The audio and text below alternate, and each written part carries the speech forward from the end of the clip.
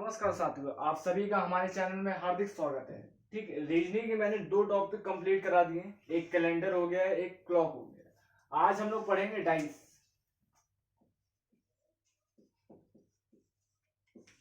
Dice की आज पहली क्लास है। ठीक, डाइस हमने पहले भी देखे होंगे बचपन में। डाइस को हिंदी में कहते हैं पासा। ठीक है, और ये डाइस क्यूब के फॉर्म में होता है, क्यूब शेप में होता है। ठीक, डाइस मेनली दो टाइप के होते हैं। एक होता है स्टैंडर्ड डाइस,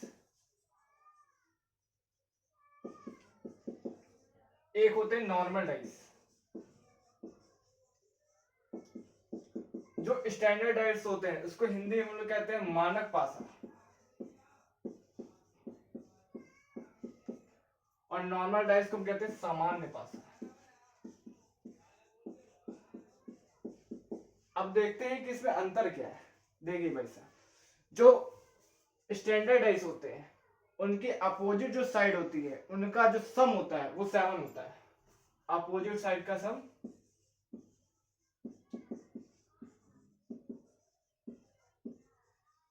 7 होता है। जैसे कि 1 का 6 हो गया, 2 का 5 हो गया, 3 का 4 हो गया। ठीक, नॉर्मल डाइस में क्या होता है? नॉर्मल डाइस में अपोजिट साइड का सम 7 ना होके जो पास वाली होती है, निकट वाली होती है, ठीक है, निकटवर्ती जो साइड होती है उनका सम 7 हो जाता है। ठीक है, जैसे ये एक पासा हो गया, 1 6 7, तो 1 6 5, तो 1 और 6 मिलकर क्या बन जाएगा? 7। ये पास की सतह है, और ये पास की सतह मतलब कौन सा डाइस हो जाएगा? Normal dice. कौन सा हो जाएगा? Normal dice. तो डाइस कितने टाइप के होते हैं? एक स्टैंडर्ड डाइस, एक नॉर्मल डाइस। स्टैंडर्ड क्या होता है? अपोजिट साइड जो होना चाहिए सम क्या होना चाहिए? 7। अपोजिट साइड का सम क्या होना चाहिए? 7। और नॉर्मल डाइस में निकटवर्ती साइड का जो सम होना चाहिए क्या होना चाहिए? 7। ठीक है, आगे चलते हैं।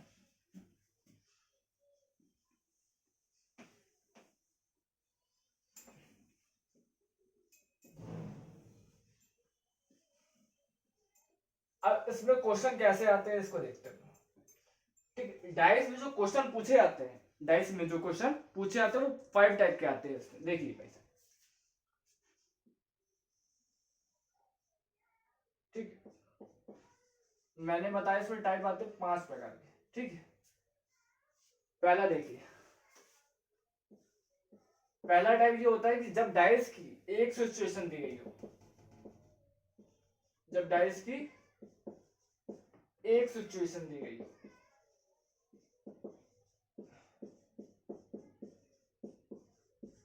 सिचुएशन स्थिति या चित्र मान लीजिए।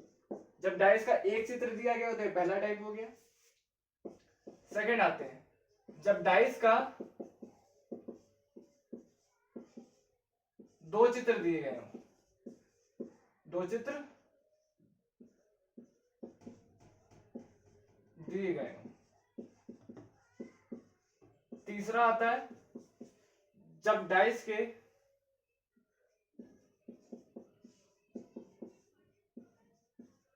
2 से ज्यादा चित्र दिए गए हो।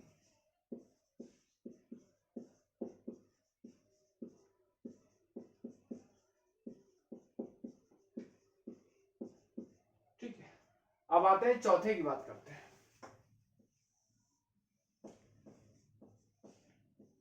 चौथा था ओपन डाइस, हिंदी में से खुला पासा कहते हैं। ठीक है, एक एक करके सारी चीजें कंप्लीट कराएंगे। लास्ट जो आते हैं लैंग्वेज बेस, लैंग्वेज बेस। ठीक है, भाषा के आधार पे डाइस के क्वेश्चन भाषा के आधार पे आएंगे। तो ये 5 टाइप के क्वेश्चन है जो डाइस में हमें पढ़ने हैं। ठीक, इससे ऊपर नहीं जाएगा, इतने ही होते हैं। तो हम शुरू करते हैं टाइप फर्स्ट। जब डाइस की एक सिचुएशन दी गई हो, सिचुएशन स्थिति कह सकते हैं, चित्र कह सकते हैं। ठीक है, जैसे देखते हैं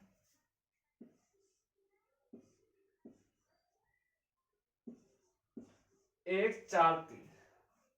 ठीक, 4 और 3 7 होता है। निकटवर्ती समीप जो होती है, समीप स्थिति अगर आती है 7, तो ये कौन सी डाइस हो जाएगा? सामान्य पासा, नॉर्मल पासा कह सकते हैं। ठीक है, इसमें कहेगा एक का अपोजिट क्या है। ठीक है, देखिए डाइस में होते हैं 6 फलक, 6 सरफेस होती है। ठीक है, 1 2 3 4 5 6। मैंने कहा 1 3 4 तो लिखा है, मेरा कौन सा नंबर गायब? 2 5 और 6 नंबर गायब है। देखिए जब एक पासा दिया गया हो, जब एक पासा दिया गया हो तो हमें पता नहीं हो सकता ये कौन सा नंबर रखता है। एक के विपरीत या एक के अपोजिट 2 भी हो सकता है, 5 भी हो सकता है और 6 भी हो सकता है। ठीक है, अगर 4 के बोलता है, 4 के भी क्या हो सकता था? 2 हो सकता है, 5 हो सकता है और 6 के। ऐसे 3 के भी क्या हो सकता है? कोई भी हो सकता है, 4 5 या 6। इतनी बात समझ में आई? आगे देखते हैं। ठीक है, ये टाइप फर्स्ट में ज्यादा क्वेश्चन कभी नहीं पूछेंगे, बहुत ही कम बार क्वेश्चन पूछे गए हैं। सबसे ज्यादा जो पूछे जाते हैं जब डाइस की 2 सिचुएशन या 2 चित्र दिए गए हो। ठीक है, ऐसे क्वेश्चन आते हैं। देखिए फिर इससे पहले एक क्वेश्चन है, उसको देख लेते हैं, इसी का आता है। एक इंपॉर्टेंट चीज सबसे ज्यादा जो डाइस में, उसको देख लेते हैं। दो अपोजिट साइड, इसको हमेशा याद रखिए, ये हमेशा काम आएगा। ठीक है, कभी कभी ऐसा क्या होता है क्वेश्चन, हम लोग क्या बोलते हैं, ऑप्शन से हटा सकते हैं। ठीक है, दो अपोजिट साइड ना एक साथ दिख सकते हैं, ना एक साथ दिख सकते हैं, ना ही एक साथ छुप सकते हैं।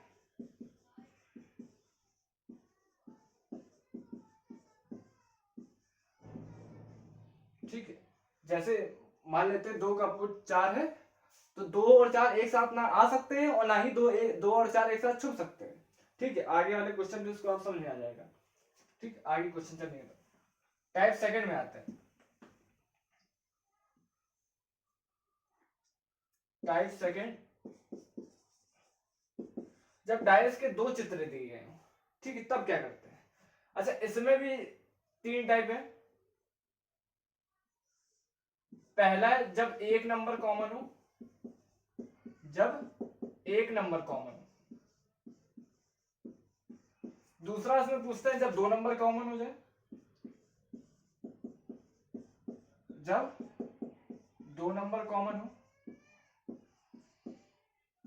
और जब कोई नंबर कॉमन ही ना हो, कोई नंबर कॉमन ना हो। ठीक है, अब देखते हैं टाइप दूसरे में। पहला क्वेश्चन लेंगे जब एक नंबर कॉमन है। देखते हैं भाई, पहला क्वेश्चन हमारे पास आया 1 3 4 3 6 और 5।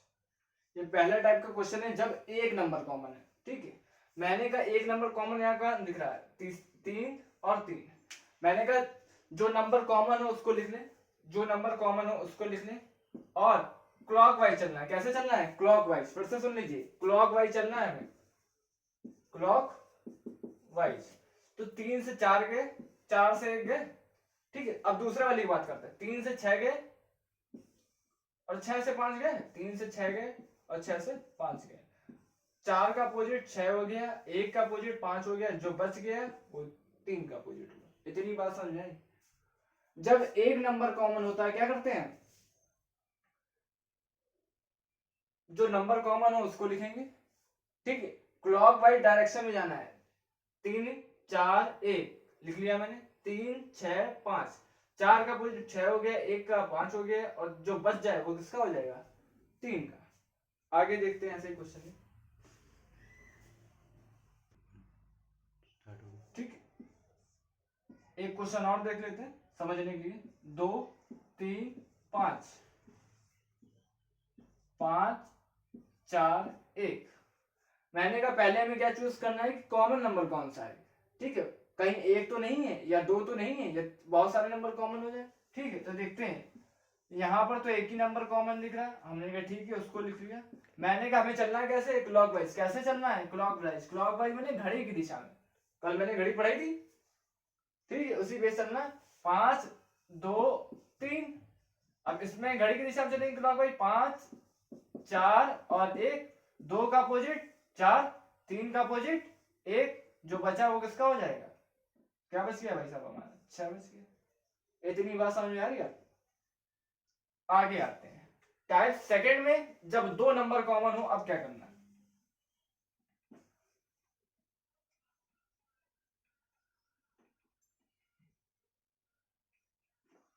टाइप सेकंड में जब दो नंबर कॉमन होते हैं तब भाई साहब क्या करा जाता है, देखा है, ठीक है। पहला क्वेश्चन हमारा है दो नंबर कॉमन, 1 2 3,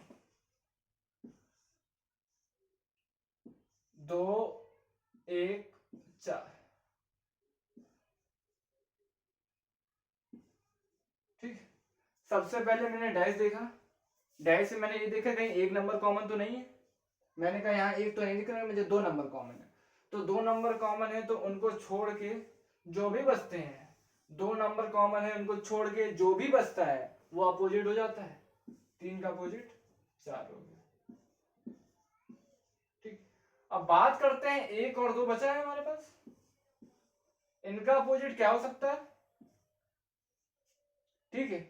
मैंने कहा डाइस में 6 नंबर होते हैं, दो तो हमें मिल चुके हैं, दो का हमें निकालना है। 1 2 3 4 बचा क्या? 5 और 6।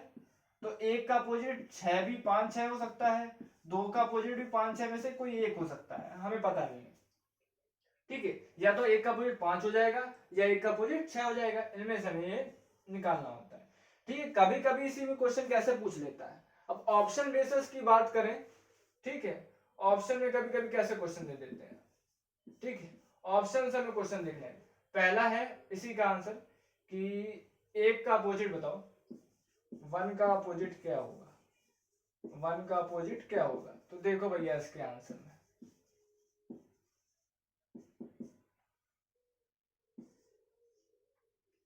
पहला है 2 3 5, चौथा है 4, ठीक है। अब मुझे ऑप्शन बेसिस भी देखने हैं। मैंने कहा एक का अपोजिट क्या होगा, या तो 5 हो जाएगा या 6 हो जाएगा, ठीक है। या तो 5 होगा या 6 होगा, तो 2 तो हो नहीं सकता, 3 हो नहीं सकता, 4 हो नहीं सकता, तो सीधे आंसर 5 हो जाएगा इस सिचुएशन में। अब आगे ऐसे ही देखते हैं, ठीक है। अब बोल रहा है कि 5 6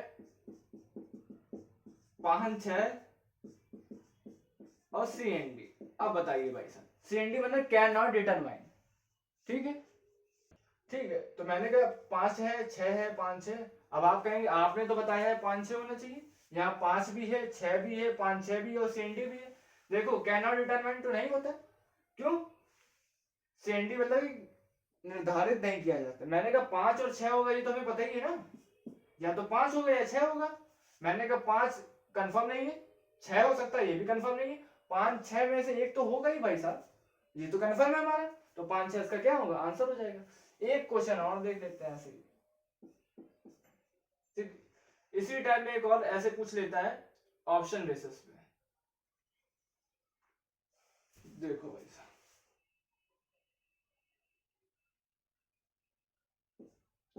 5 6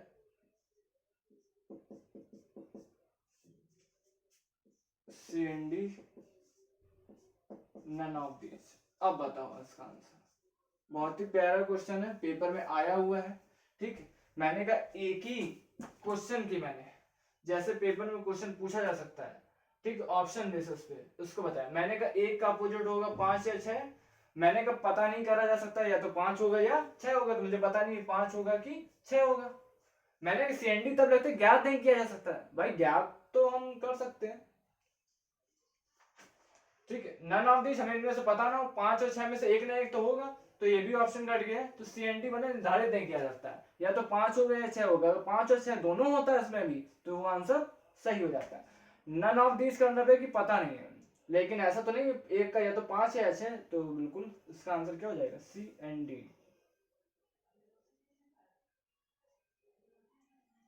आगे देखते हैं। एक क्वेश्चन ऐसा और भी देख लेते हैं प्रैक्टिस के लिए। ए बी सी डी, जब दो नंबर कॉमन की बात हो तो मैंने कहा जो नंबर कॉमन है उस पर गोला लगा लीजिए, बाकी जो बच जाए वही अपोजिट में आ जाएंगे। तो ए का अपोजिट क्या हो जाएगा, डी हो जाएगा, या डी का अपोजिट क्या हो जाएगा, ए हो जाएगा। बात तो एक ही। मैंने कहा बचा क्या, बी और सी। ठीक, अब आप ये सोच रहे होंगे 1 से 6 तक नंबर थे तो मुझे पता था कि आगे के नंबर 5 या 6 होंगे, या जो बच जाते हैं 6 तक जाएंगे। ठीक है, अब बचता है बी और सी से, इसके आगे कहाँ जाएंगे। तो मैंने कहा अगर नंबर वाइज चलते हैं तो A B C D E F 6 number यहीं तक तो जाएंगे, हो कुछ भी सकते हैं। ठीक है, जो हम लोग समझते हैं, हम लोग जहां तक जाना चाहते हैं उसकी बात बताएं। तो बी और सी देखेंगे, तो B C A B C D E हो गए, बचा क्या, ई और एफ। तो बी का अपोजिट या तो ई एफ हो जाएगा, सी का अपोजिट भी क्या होगा, ई एफ में से कोई एक हो जाएगा। ठीक है, हम निर्धारित नहीं कर सकते या तो ई होगा या एफ होगा, इन दोनों में से एक क्वेश्चन एक हो जाएगा। ठीक है, दो नंबर कॉमन में से एक और देख लेते हैं, उसके बाद आगे बढ़े। ठीक है, सबसे ज्यादा इसमें ऑप्शन से फंसाता है। ऑप्शन से कैसे करते हैं, देखो एक क्वेश्चन आपके लिए है,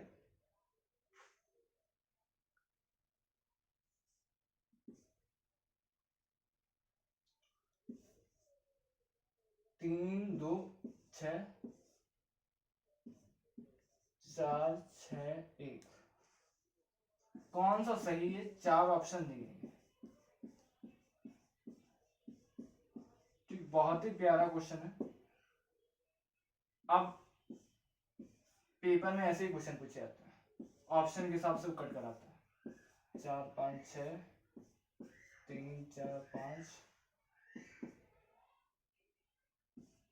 सी है 1 2 3 टी है 5 3 2। ठीक, ये एक क्वेश्चन है हमारा, उसका क्या है, 4 ऑप्शन दिए होंगे, इनमें से कहना कौन सा सही होगा। ठीक है, शुरुआत में ही एक बात मैंने यहां पर नोट करके दिखाई थी कि दो अपोजिट नंबर ना ही एक साथ दे सकते हैं और ना ही एक साथ चुन सकते हैं। तो पहले मैंने देखा यहाँ पे एक नंबर कॉमन है कि दो नंबर का, मैंने कहा एक नंबर कॉमन है। क्लॉक वाइज गया 6 2 3 6 4 1, 6 का अपोजिट 5 हो गया, 2 का 4 3 का 1। मैंने कहा दो अपोजिट नंबर ना एक साथ दिख सकते हैं ना ही एक साथ छुप सकते हैं।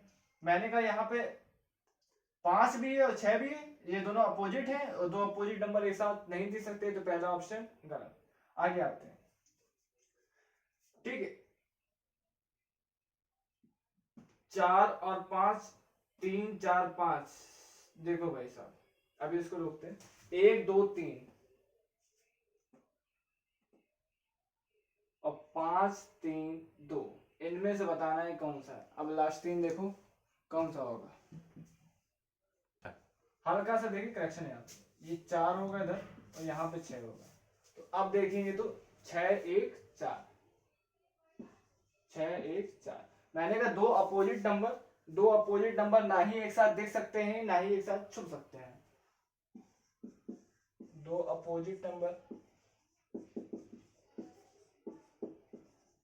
ना ही एक साथ देख सकते हैं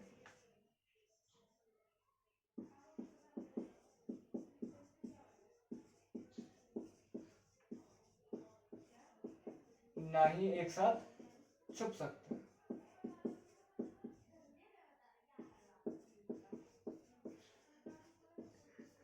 ठीक है, मैंने कहा कि 5 का अपोजिट 6 है और दोनों एक साथ हैं, तो ये आंसर गलत। 4 का अपोजिट 3 है और दोनों एक साथ हैं, तो ये आंसर गलत। 1 का अपोजिट 2 है और दोनों एक साथ हैं, तो ये आंसर गलत। अब देखिए 5 का अपोजिट 6 होता है, नहीं है। 3 का अपोजिट 4 है, ये भी नहीं है एक साथ। 2 का अपोजिट 1 है, ये भी नहीं है एक साथ, तो आंसर हमारा चौथा ऑप्शन सही हो जाएगा। अब हम लोग बढ़ते हैं आगे।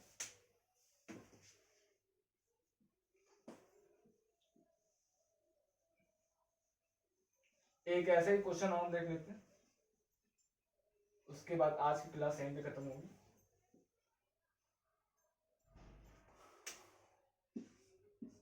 एक 5 4 4 3 2, ठीक है। ऑप्शन में बताना भी कौन सा सही होगा।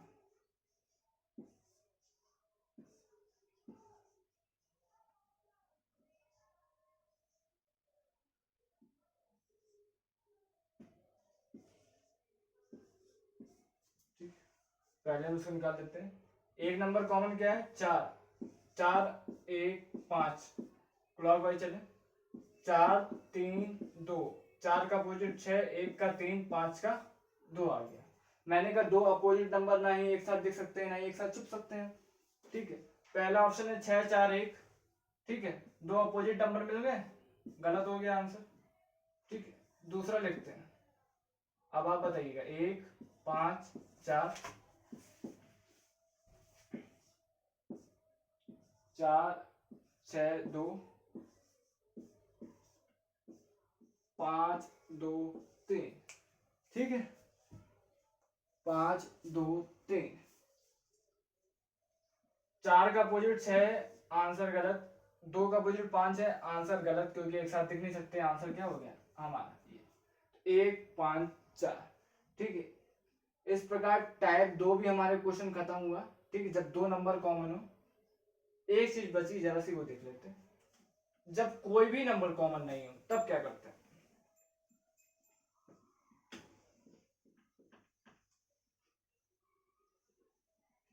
देखो, जब कोई नंबर कॉमन ना हो, जैसे कि 1 3 5 और 2 4 6, ठीक। ऐसी सिचुएशन में कब क्या करेंगे? जब कोई नंबर कॉमन ही ना हो, ठीक है। बहुत सारे टीचरों का कहना है, बहुत सारे टीचर ऐसा कहते हैं कि बाहर बाहर, बाहर का बाहर अपोजिट, अंदर का अंदर अपोजिट और ऊपर का ऊपर अपोजिट, ठीक है। ऐसा पॉसिबल तो नहीं है, ठीक है, ऐसा हो नहीं सकता। किस लॉजिक पे हम लोग उसको मान लेंगे कि अंदर का अपोजिट अंदर हो जाएगा, ठीक है। तो ऐसा नहीं होता है। देखिए क्या होगा, ये सारे टीचर ऐसे ही पढ़ाते हैं, हम लोग देखिए क्या देखते हैं। देखिए, एक का पूछे तो मैंने कहा 2 4 6 में से कोई भी हो सकता है, तो सीधे सीधे आंसर 2 4 6, ठीक। 3 का अपोजिट 2 4 6 कोई भी हो सकता है। 5 बचा, 5 का भी अपोजिट 2 4 6, ठीक है। बाई चांस 6 का पूछ लेता है तो, ठीक है, दो अपोजिट नंबर ना ही एक साथ दे सकते हैं ना ही एक साथ चल सकते हैं, तो 6 का अपोजिट 2 और 4 तो नहीं होगा। इतनी चीज समझ में आई? तो मैंने कहा 1 3 5 इनमें से कोई भी हो सकता है। इसी प्रकार 2 में भी 1 3 5 कोई भी हो सकता है, और 4 में भी 1 3 5 यही हो सकता है, ठीक है। बहुत सारी किताबें इसी फॉर्मेट पे बनाती हैं, इसी फॉर्मेट पे आंसर दे रही है। बहुत सारे लोग और बहुत सारे टीचर, मैंने जैसे कि अभी बताया आपको, ठीक है, जब कोई नंबर कॉमन नहीं होता तो बताते हैं कि ऊपर का बाहर का बाहर और अंदर का अंदर, ठीक है, जो कि हमें भी क्या है, सत्य नहीं लगता है, ठीक। इसी प्रकार आज की क्लास यहीं समाप्त होती है। जय हिंद।